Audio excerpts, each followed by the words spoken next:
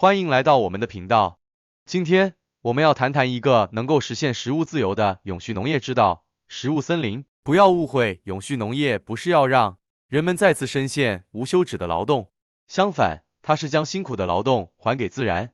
让我们实现食物的自由。长久以来，为了满足我们的食物需求，我们不得不断的开垦土地，使用化肥农药。这样的方式不仅消耗了我们的体力，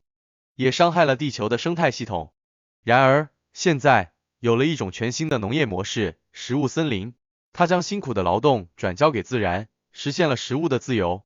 食物森林并不是传统农地，而是一个自然生态系统的奇迹。在这里，树木、灌木、草本植物和真菌形成了多层次的生态网络，它们互相合作，互惠共生。这种多层次结构不仅节省了人力，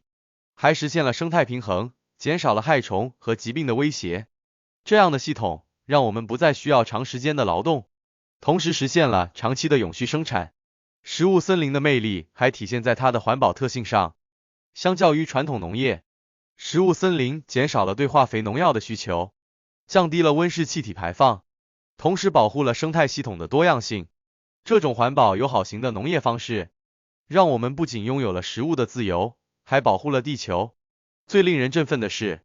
食物森林的理念可以在世界各地推广，无论是城市还是乡村，无论是寒带还是热带，只要有土地，就可以建立起这样的生态系统，实现永续发展。所以，让我们一起投入这场永续农业的革命，让食物森林的理念深入人心，不再受制于劳动，实现食物的自由，共建绿色未来。